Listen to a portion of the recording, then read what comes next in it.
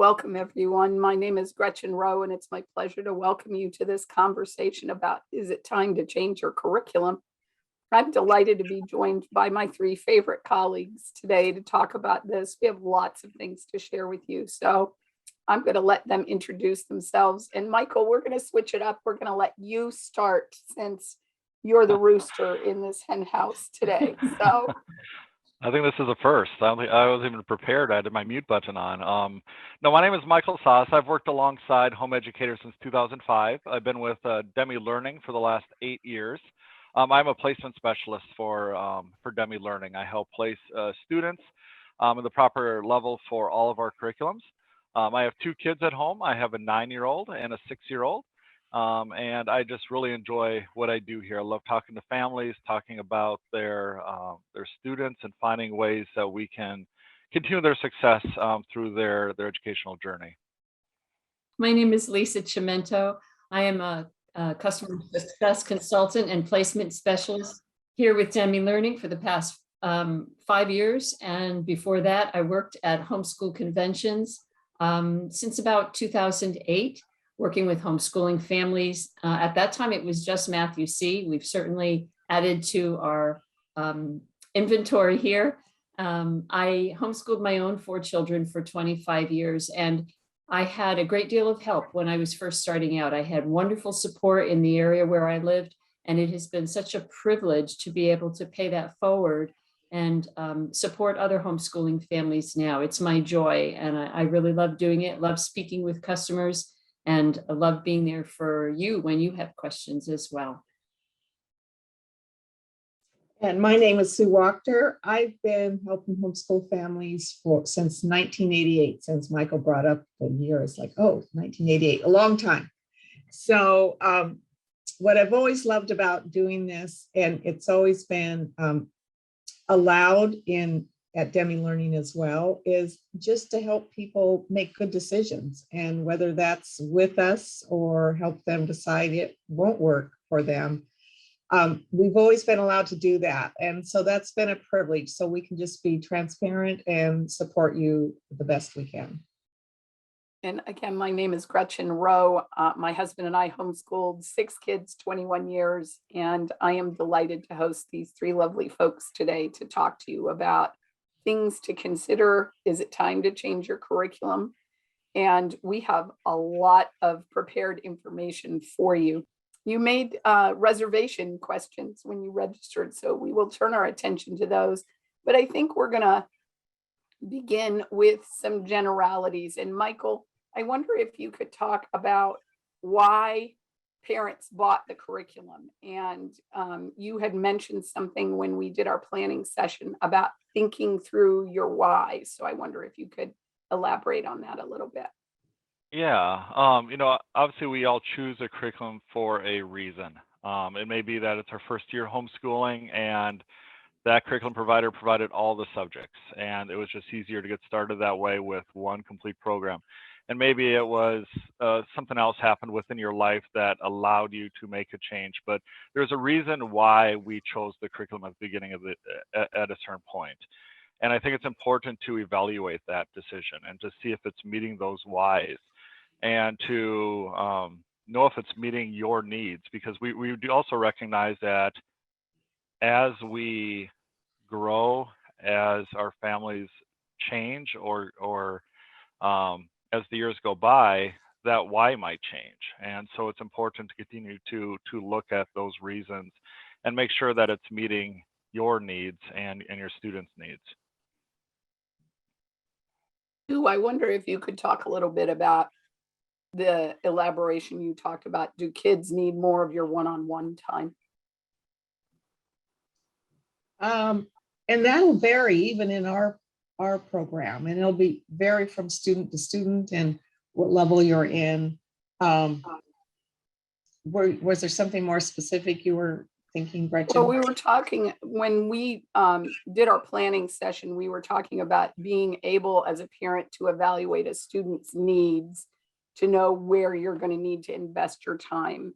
And I think, we usually tell parents you should start with the oldest student, but as you've gone through this year, you've learned things about your students, and you had talked about making sure that that one-on-one time is present. So I wonder if you could elaborate on that a little. Right.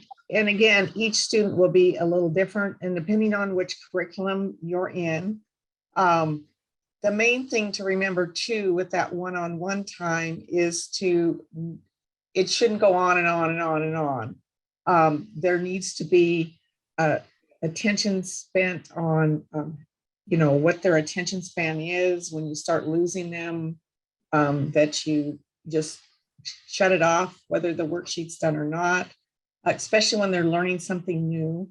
And typically it's when they are learning something new that more time is spent. And again, depending on the curriculum, like in the math curriculum, there will be, again, if you're in an intervention program, that will be more intensive one-on-one time. If you're in one of the regular levels, there will be days when you don't have to do one-on-one time. But then I hear of parents, especially of younger students, that the student really needs them to sit there with them for the whole time. But the main thing is it shouldn't be for an hour. It should be for a time where they're paying full attention. And usually we think about full attention. So if they're 6 years old and they're learning something new, you have about 8 minutes. So keep in mind that it shouldn't be where you're sitting there for long lengths of time. And there will be, depending on, again, what subject you're on and what level you're in, less time. But we do work towards, in all of our levels, more independence as they get older. But in the younger grades, there could be more. So that, again, would be something, if you're concerned about that, that would be where you would get a hold of one of us and we would work through a plan for you and figure out realistically what that would look like. I always think it's really important to think about the child in front of you.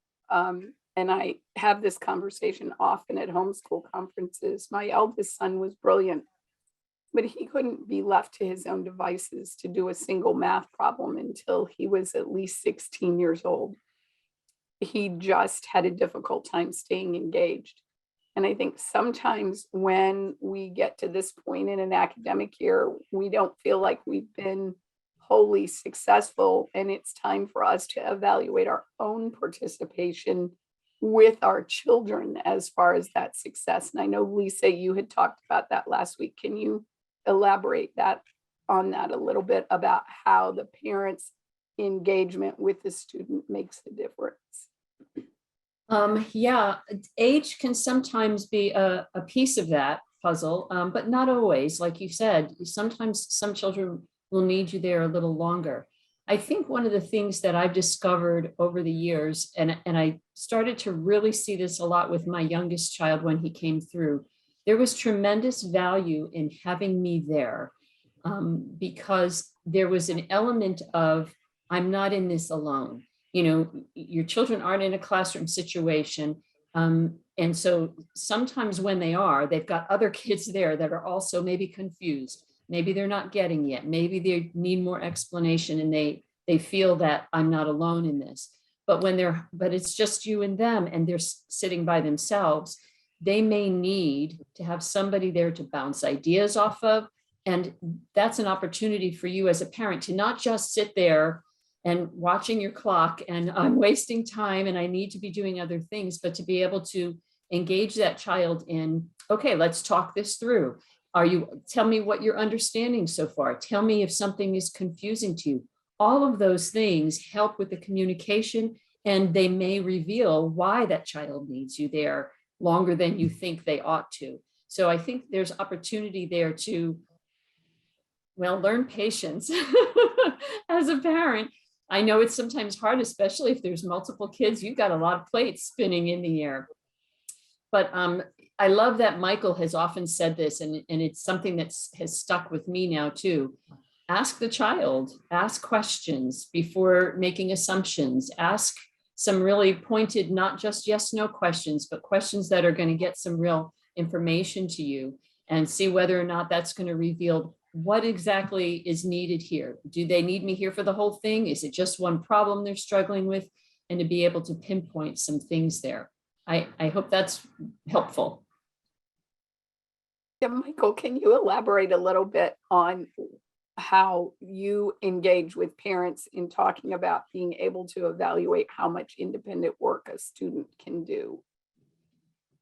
Absolutely. I think, I have two different kids. I have two different, one I can have sit there and do a worksheet and he's going to do fantastic because he is my rule follower and he loves to work things out from beginning to end.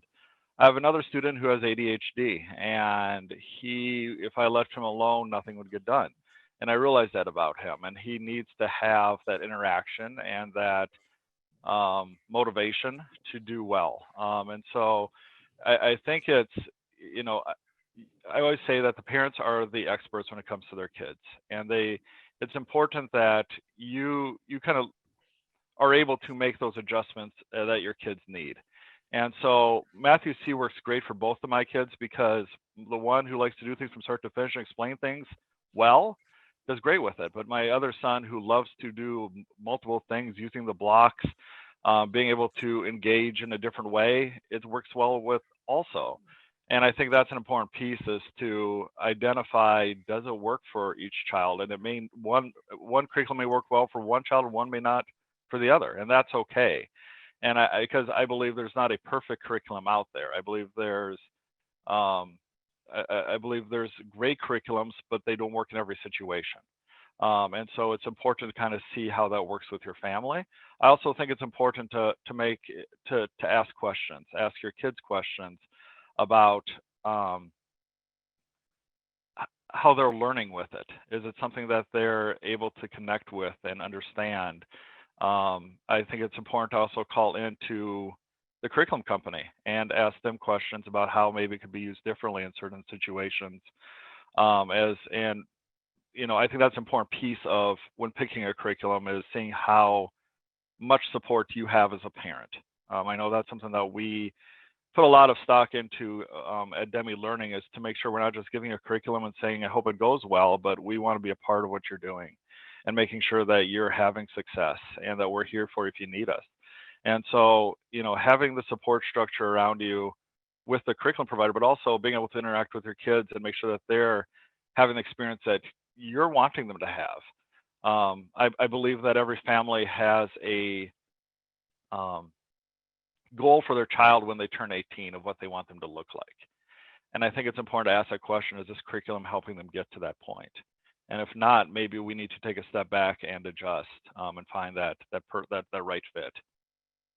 Sue, you had mentioned some of the feedback and lessons that we've learned from customers. And sometimes customers will come to us and say, we don't think this was a good fit. And some of the things that they have said are things that we know are they haven't used the components correctly. So, and what I'm thinking about right now is Math UC, but Lisa, I'm going to ask you to elaborate a little bit on spelling UC as far as using the components correctly so that we can help parents as they evaluate, am I in the right place? Are you doing the things necessary to make it successful? So can you walk through that? And Lisa, I'll let you follow on after that. So with Matthew C, I mean, I totally get it. I'm one of those people that I read the directions and I go, I think I'll do it my way. And that can work sometimes, but other times it can't. So if you have been like me and have done that, you may want to, again, give us a call. There's no judgment or anything, but kind of walk through, especially if you're questioning whether Matthew C is working correctly before you. Make sure you are using it correctly. A lot of it can be flexible, but other things can't. And probably the big one is the teach back. A lot of people miss that portion of it, having the student teach back the new concept before they move into the review. That's very vital. Also, if you're in a, especially the alpha and the gamma levels, where you're not supposed to be leaving that lesson until those facts are fluent, that can cause a lot of problems as well and a lot of frustration for both you and the student. And then you might get like, say, well, we get tired, we get worn out from being in the same lesson too long. Again, give us a call. We're glad to help you process through that, figure out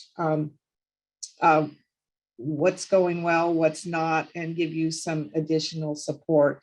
Those are the common ones that we get that are just, and then you get nervous about that being behind word. And so we can give you some assurance on that as well.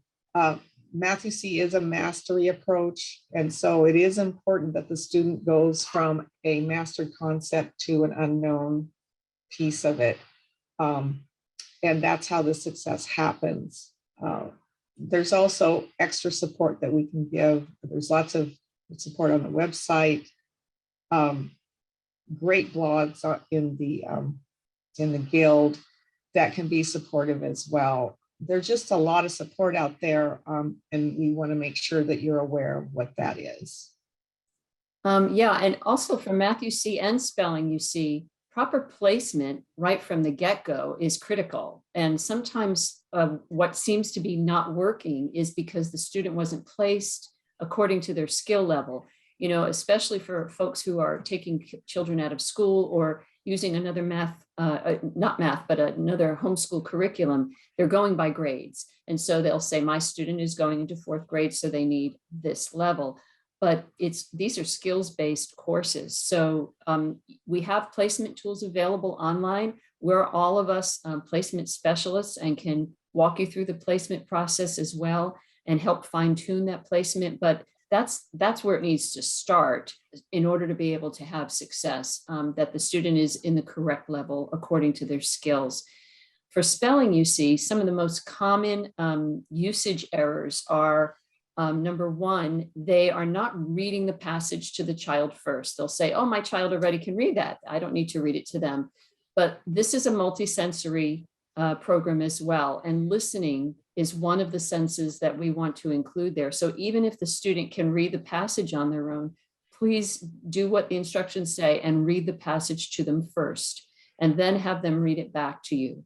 Then the second most common thing that I see is that when they're doing copy work, they are having the student copy the entire passage that is printed.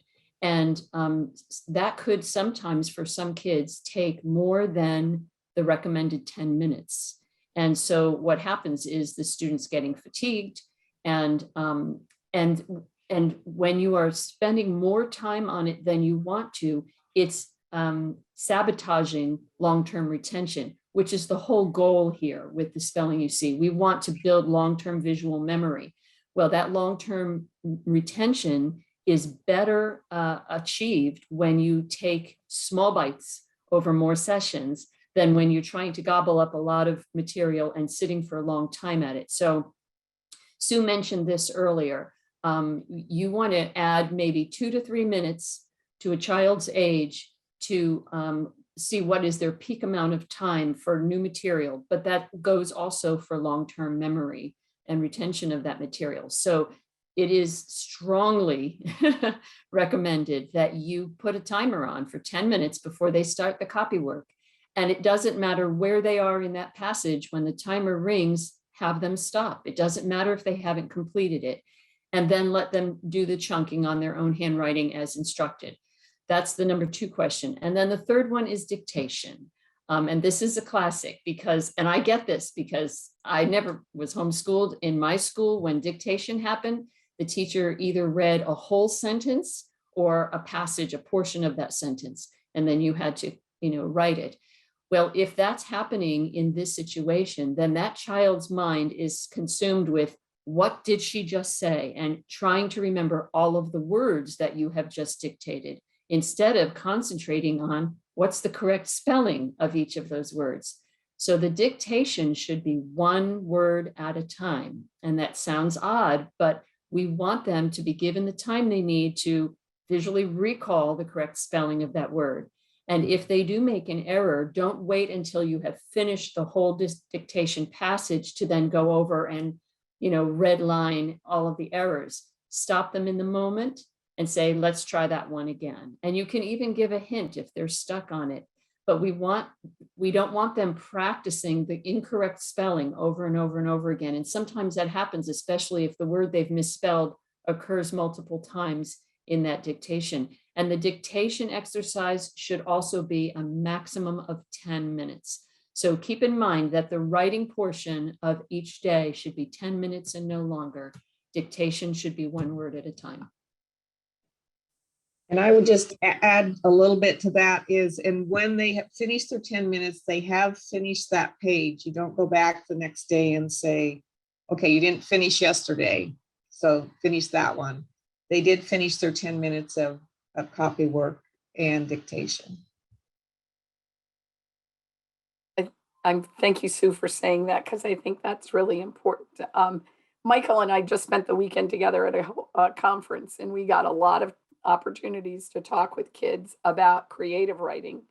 And I wonder, Michael, if you could just give some families some takeaways about the things that we learned when it's not working as far as creative writing. What happens when you're getting pushback and those kinds of things? And how might WriteShop make that different for families? Sure. I think, a lot of kids struggle with writing, and I think they struggle with writing for a couple of reasons. One, they don't know how to get started. How do we get our thoughts on paper and know how to begin that writing process? It's kind of a scary beginning, I think, of trying to understand how to get everything out there. And then secondly, they don't like the topic they're writing about. And I think with WriteShop, it's a very much it's a gentle approach to writing. It allows the student to be able to pick their own topic. It allows the student to be able to really think through the writing process well. We spend a lot of time the first week actually helping them organize their thoughts and get prepared to writing that first draft. There's 3 weeks that we put into learning to get that paper done. So the first week is all about organizing your thoughts. The second week is about publishing or doing your first draft. And then the third week being about publishing that paper. It allows the parent also to engage well with the student. If the student, for instance, doesn't like to write, doesn't,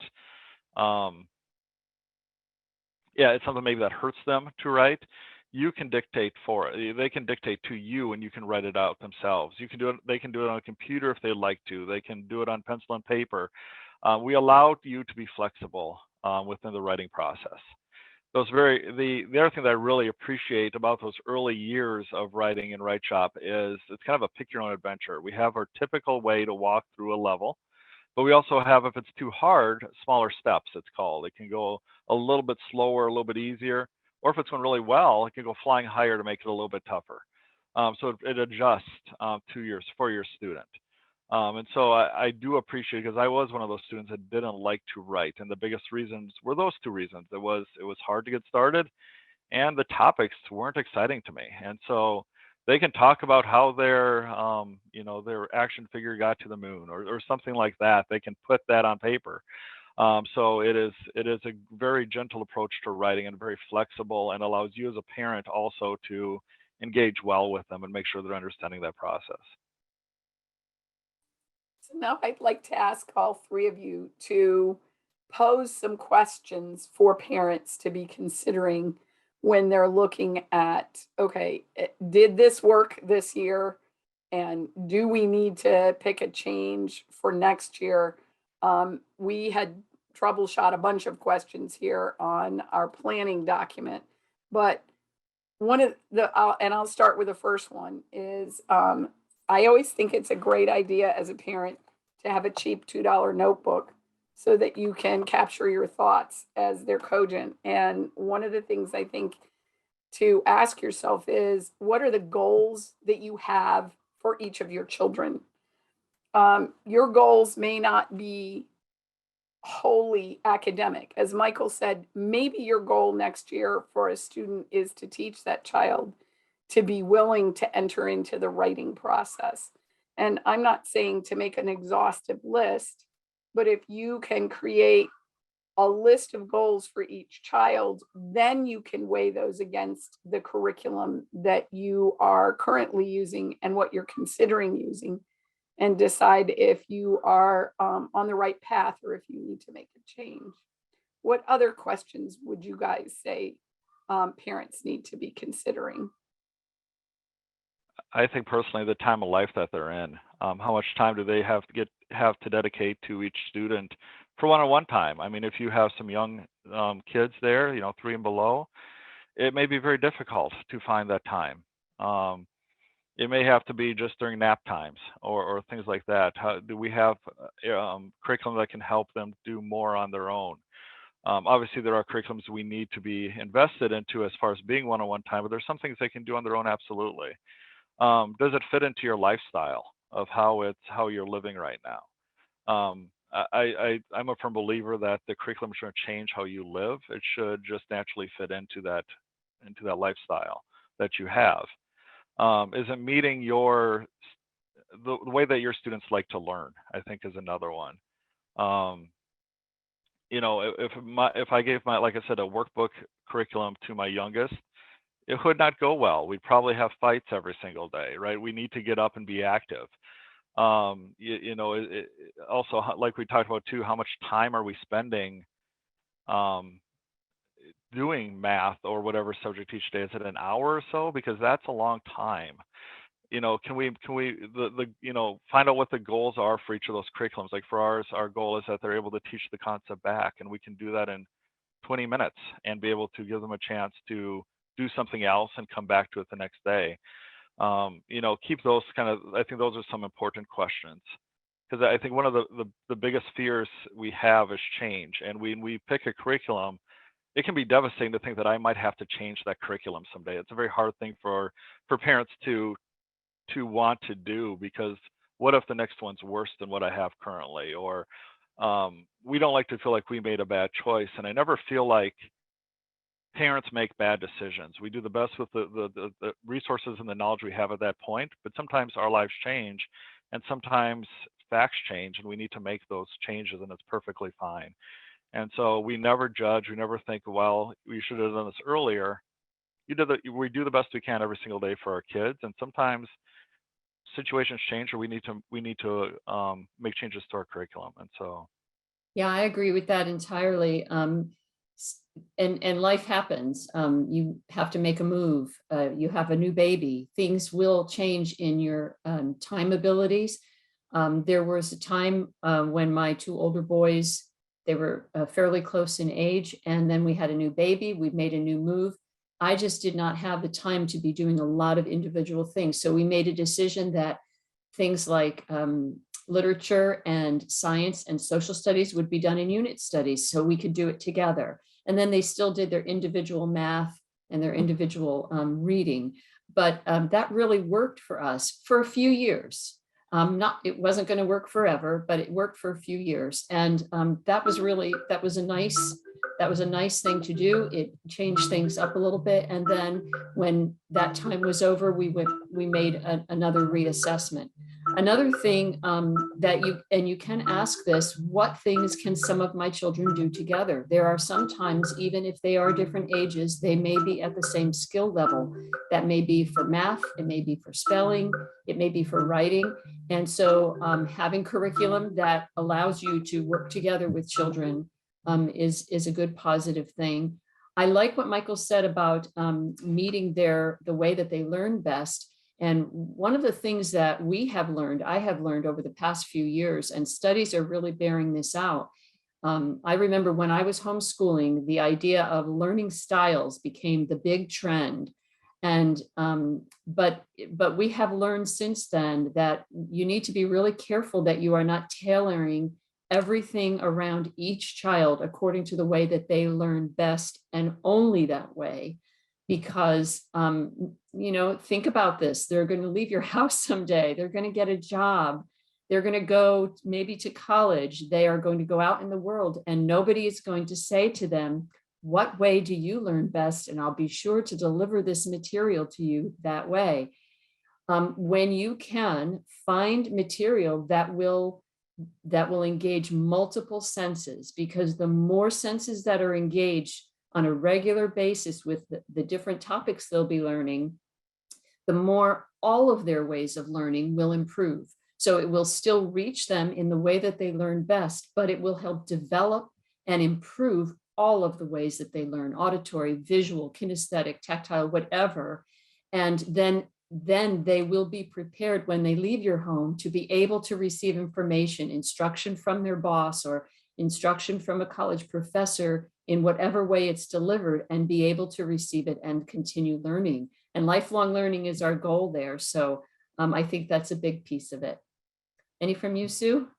I was thinking of just, I know for me, being hard on myself, perfectionism is really hard when you're comparing yourself to other people, and worry that you're not measuring up, or your kids are getting behind, or you're not doing good enough. Make sure you have that support somehow, even if it's, again, we'll talk you off the cliff on you're using our products, and help you with that as well. I mean, here we just said, make sure you follow the directions, make sure you're doing it right. So just be kind to yourself and take a breath as you make this decision, especially if you feeling like you failed in some way. Get support, call whether you're using our curriculum or not. Make sure where the boundaries are, where you should be staying in. And again, sometimes just a good, especially at the end of the school year, a good placement assessment to make sure, like we said earlier, that you are in the correct level is important as well. I think that's a very valuable piece of advice, because it's hard to choose how to go forward if you haven't successfully evaluated what you've accomplished this year. And if you find yourself in this situation where you feel like there hasn't been a lot of accomplishment, we all have those years where, new babies, job changes, moves, all those things add up to, it feels as though you've accomplished only a small portion of what you thought you wanted to accomplish. Maybe that's the time to evaluate, have I gotten the most out of the materials that I have spent the money on, or did I not use them to their fullest advantage? And those are two different questions, and only you as a parent can answer those successfully.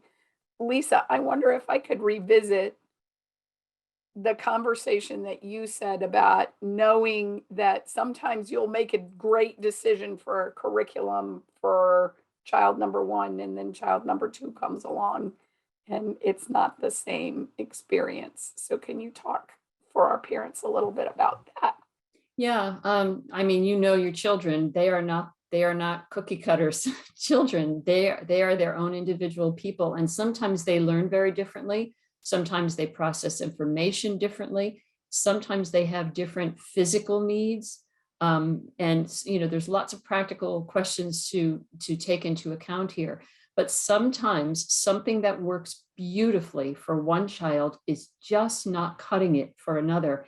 And it is absolutely okay to make those changes. My firstborn was a naturally good speller, and no matter what spelling curriculum we used, he was going to do great with it. He had good visual memory for words. The next three, not so. And I popped from spelling to spelling to spelling curriculum, and we really never quite found anything that worked for us. Spelling UC was not a thing at that time. I wish it was, because it would have been the answer for them, because they would get hundreds on their tests every Friday and misspell all those words by the next Monday. So it just wasn't working. And I did a lot of research and I tried a lot of different things. And sometimes that happens. You're going to try different things and it's not going to work. And, like what Sue said, you have to be kind to yourself. I think that's probably the number one recommendation that I would say right now to homeschooling parent. You will make some decisions that you will decide later on weren't the best decisions. They just didn't work. And that's okay. I mean, we're not perfect. We can't see into the future. We don't always know. but you try your best. Thankfully, we have an internet out there. We have used curriculum websites where you can sell things that didn't work for you. Many local homeschool groups and state homeschool groups have used curriculum sales in person, and you can take your stuff there, and someone else, it may be their treasure and it might be exactly what works for them. And I'm really thankful for that. Another thing is, I think, is to consider what your child's goals are for themselves. I love what Gretchen said about setting your goals for your kids, but you also want to look at your children's aptitudes and their giftings and what their goals are. Is it definite that they're going to college? If so, then you want to make sure that the curriculum you're using will help steer them in that direction. For other kids, that they are going to maybe go into an apprenticeship, or they're going to go to a program that teaches them a trade, or whatever. Maybe they're going to be self-employed. You have lots of things to weigh there. And so you can let some of those things guide you in your curriculum choices. Michael, I wonder if you could elaborate a little bit. Somebody in our list of questions asked this question today. And I know, and the reason I'm hitting you up for this is because I heard you answer this question over the weekend. Is Math UC enough? Is it going to prepare students well for their college pursuits? Sure. I'm a firm believer that if you do your best every single day, they're going to be turning fine when they get to 18. The way that Math UC works is we want not the curriculum to dictate when you move on, but the student. We want the student to do one page of practice a day until they can successfully teach the concept back to you. The manipulatives are there to help in that understanding. They're not there just to give them something more to do. They're really there to deepen that understanding of the concept. And so use them as much as you can. That's what will create success. Is we have a lot of students that go through Math UC and do terrific when they get to college because they understand why they're doing the steps the way that they are. I was not a great math student. I did well in my daily work. When it came to reviewing and testing, I struggled, and it's mostly because of the reasons I didn't have enough practice, and so I didn't remember the steps, or I forgot the trick. And so with the Math UC philosophy of just doing one page a day until they can teach it back, it's going to make sure that they're sticking longer. It's going to make sure that they're truly understanding what they're doing before moving on. And so I always say we practice to gain mastery and we review to maintain it. And so we go to the review pages afterwards to make sure that they're remembering what they did previously. And so I remember a few years ago, I met a family in Kansas City at a homeschool conference, and they had 5 kids, and they said to me, we are not homeschool or math people, but all of our kids use Math UC all the way through, and all are doing different types of engineering in college. And to me, that was a huge testament that people who didn't consider themselves math people raise kids that are math people. And so I think that gives hope to a lot of people, me being one. I wasn't a math person coming in. He said he'd be working for a math company. That freaked me out a little bit. But I feel myself, I've grown quite a bit in helping my kids and learning math and understanding math. I think that's one of the great things about homeschooling. And so, yes, Math UC can definitely prepare kids to be successful later, because we believe that even though you're not a math person, you can be proficient in math. I think that's really the truth. I laughingly say I'm not a math person. I think math is spelled with 4 letters for a reason. But Math UC has equipped me to graduate 5 from college now, 3 of whom are in very math-centric fields, one of whom just loves math. And he would say to you, it's not whether or not we like the math curriculum, it's whether or not we have been properly instructed. And I think that's always something to consider thoughtfully when you're evaluating materials, whether you're looking to switch to Math UC or looking to move away from Math UC, is that instruction proper and thorough? And is it going to give you what you need to create a confident mathematician? And I think that makes a tremendous amount of difference. I'd like to move on to asking a couple of questions about things that parents have asked of us to answer for them. And so one of them is perspective. And I think Sue and Lisa both mentioned perspective and what kind of future info, if you were the parent today who wanted to feel a year from now like you've made a good decision, what kind of perspective would you want a parent to have right now as far as the materials are concerned? And I'll let both of you think about that and answer it. I think one of the things that I counter a lot, and Sue brought this up earlier, is a parent calling. You can hear the distress in their voice, and the first words out of their mouth is, "My child is behind in math." And so they're trying to figure out what to do and what curriculum to purchase. And they're worried about the child getting more behind and not being able to complete the high school math that they need to in time. And they're trying to figure out what to do. And one of the things that I mentioned to them is that when you're dealing with a topic like math, that is a naturally sequential topic. You know, you can teach grammar and history and science in pretty much any order that you want, but math is itself like constructing a building, and you want to make sure that at every level you have laid a very strong and stable foundation, a solid foundation, because everything that's coming after it is going to weigh on it. And so one of the things that I do talk about to parents is, have you considered what happens if you continue going forward? This is an issue. If you've identified a gap in an earlier level of a child's learning, and if you keep on going, this isn't going to just resolve itself, and it will become much more stressful. And we do hear that. We hear, from parents whose kids are, teenagers, and they're saying things like, "I'm stupid. I'm never going to learn math. I'm just not a math person. Why do I have to do this? I hate math." Those are the things that are coming out of their mouth because they're so exasperated and they're not understanding. And the parade is marching on without them.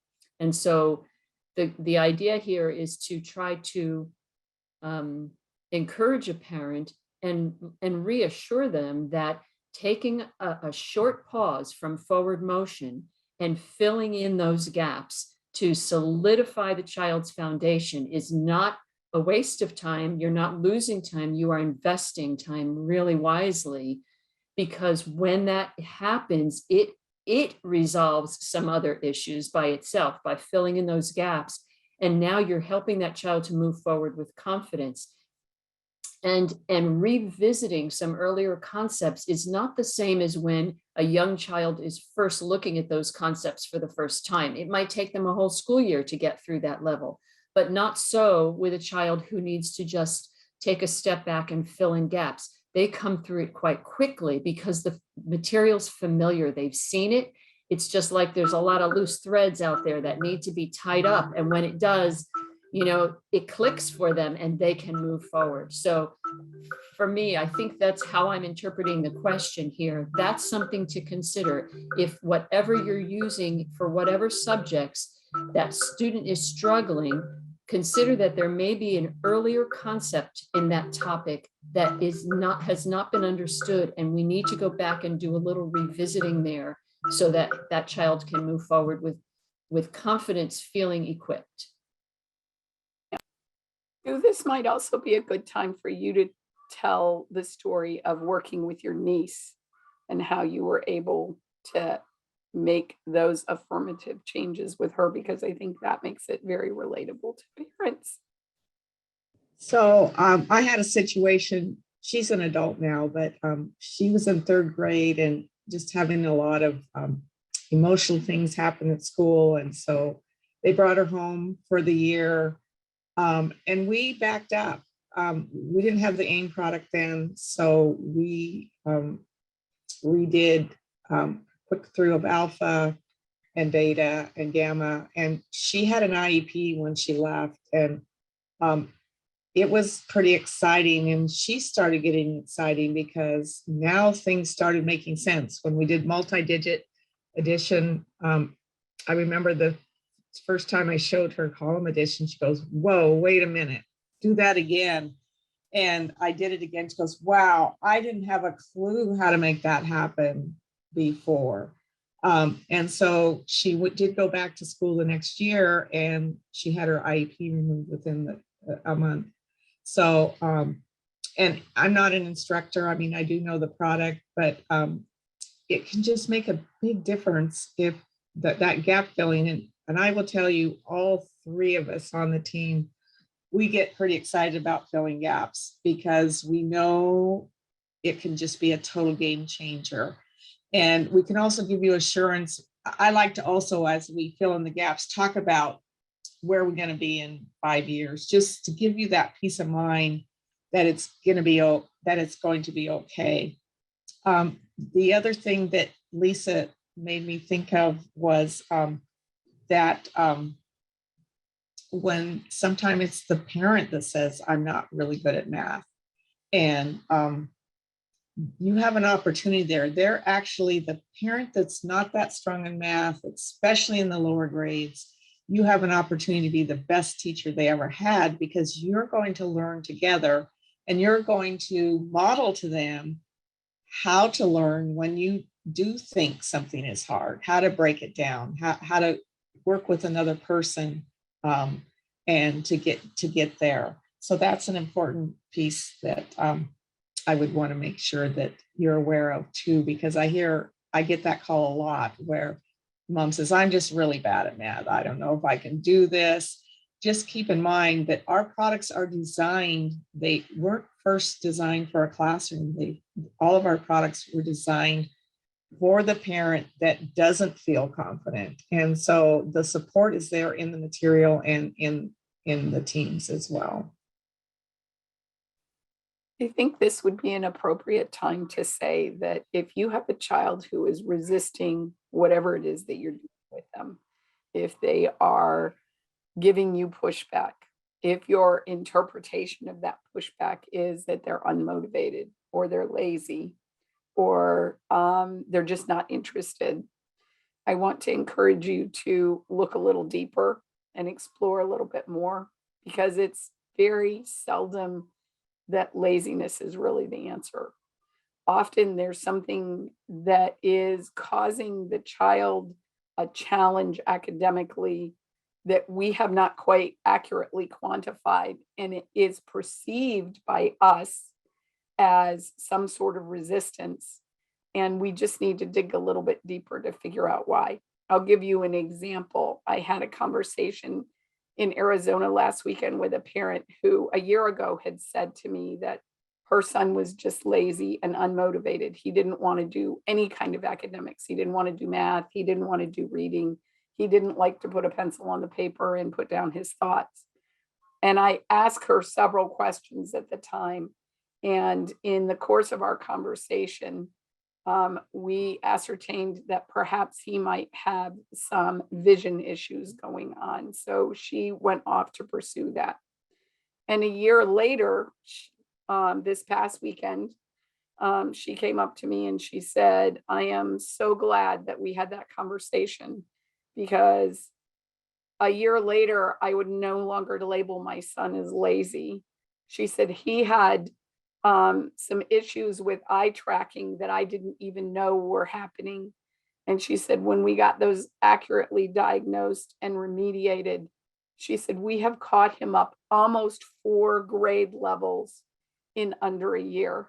And I said, actually, it has been a year. And she looked at me and she said, I said, you and I met a year ago today. This was last Saturday. And she said, you're right. And she said, I'm so glad that I heard what you said when you said that there really is no such thing as a lazy child. So if that's something that's happening in your household, it's really up to you as the parent to be the best student of your student, to figure out what's happening there and to figure out how you might be able to make some affirmative changes. We have a wealth of information that talks about being able to step around what is glitchy in a student, Our colleague, Dr. Karen Halinga, says you never teach to a child's weaknesses. You always teach to their strengths. But sometimes it's hard to ascertain what a child's strengths might be, particularly if they're being very resistant to the academic process. So I'd really like to encourage you to dig a little deeper and explore a little bit further, and don't just write them off as they're being uninterested. I think it's up to us to figure out why it's not working the way it's supposed to. And Michael, I know that you have some thoughts on that. I wonder if you could elaborate a little bit more on that too. Because I know you've experienced this in your own household. Right, yeah. My youngest, alongside of ADHD, he had to have a surgery to help with his eyes. They could control one eye at a time, so he had strabismus surgery to really assist him with that. And we've also had a little bit of ODD and some other sensory issues. And so, yeah, going through therapies, whether it was with sensory therapies or talking out our feelings, it's really helped him be able to grow. And I've seen a tremendous growth with his handwriting, where Valentine's Day, he could barely write a G for his name, Grayson. And now he is writing out his full name and has about 20 of the 26 letters down well. And so he's made tremendous strides over getting some of his feelings worked out, helping him with his fine motor skills, helping him with some different sensory issues that he's been having, and helping with his eyes. All that all together has really helped him succeed, and feel like you can see it in him too, on how proud of himself he is of what he can do. And so that's been quite rewarding. And so yeah, be an advocate for your child. I think that's an important piece of it, is to continue to push forward. And I've always said with my son too, is if I can help him just 5%, that's going to be a huge difference for how he moves forward. So I really appreciate what Sue shared at the end of the last thing she said, where she talked about the curriculum equipping the parent. And I believe it's so for all of the programs we carry. Whatever you are doing as a parent, you need to also evaluate your own confidence and comfort level of teaching certain subjects, and try to find curriculum that will help support you. When Steve Demme created Matthew C., it was with full intention to equip the homeschooling parent. We just acquired WriteShop this past January, and I wish I'd had it along with Matthew C. Because although my kids are very good writers, I was not a confident teacher of the writing process. I could gauge what a good written piece was, but I couldn't get into the specifics. And when we took on WriteShop, I was so impressed with the level of equipping that it does for parents in helping them break down the different concepts that need to be taught for a student to be able to have good writing skills, and also giving the parent help in providing constructive feedback to help improve the student's writing skills. Both of those things were things that I struggled with, and I wish that I'd known about WriteShop at the time. I don't know why it didn't come across my radar, but in any case, we have it here. Whatever you are using, though, make sure that it's also meeting your needs in giving you the support that you need, because curriculum is necessary sometimes for our kids, but your involvement in the education of those children is really paramount for the most part. And so you want to be able to know what this thing is teaching and how to support it. And also that the company that is producing that material is backing it up and is there to give you help when you need it. So that's all I wanted to share. I'm just quickly looking over my little notes that I made through. One of the things that probably doesn't necessarily fit in here, but if you didn't finish the book, it doesn't mean you didn't fail, that you failed. We are busy all year round going to the next level. So especially with our materials, it isn't about finishing the book by May something. So I want you to take that off your list. And then also remember that next spring, if you're going, oh, we've only have so many weeks left, we've got to finish the book. That can actually make things more difficult because then there's more stress, there's more tension there. And the other thing that, as we've talked about, you being the advocate, the ultimate goal is for your student to be their own advocate. And I know, make sure the materials that you use promote that. I know our materials do that help them. There's opportunities to let them decide things and make it not about trying to make you happy getting their work done, but doing it for themselves. And again, if you need support with that, with using our materials, you can call and we can help you with that as well. We've reached the top of the hour, so I want to make sure that you all know that we do these roundtables on a weekly basis for your benefit. And you can find every roundtable that we have done thus far this year as included as a video blog in our blog content. So you can go to demmelearning.com/blog and you can look at the previous topics that we've discussed. Our goal is to provide you for support in the journey. And now I just want to leave Michael and Lisa and Sue with the last comments. So Michael, I'll let you give your closing thoughts and then we'll move on. And Sue, you can have the last word today. No, I know. I appreciate, first of all, everybody stopping and taking and spending some of their day with us today. It's been a pleasure. I know right now we're hitting that time of year where anxiety is up as we recognize school is around the corner again for a lot of us. And we have those tough decisions to make. I think personally, I'd encourage you to write down what success means to you. Find out what success you're looking for this year and see if that curriculum will help you achieve what that success is. That may be academically, that could mean socially, that could mean a lot of different things to what that word is. And so define that and see if, you know, because we live the homeschool life, it's not just those 9 months out of the year that we may do it, but it's all year round. And so making sure that the curriculum is helping meet those long-term goals for your kids and for this upcoming year. Yeah, thanks so much for taking time and joining us. This is always a joy to be able to share the things that we're learning, and we do learn every single day from each other and from our customers. I'm so grateful for the people who call us and give feedback and share what their experiences are. If there are any questions that you had, because you came in and listened, you must have had a question. If we haven't answered it, please give us a call.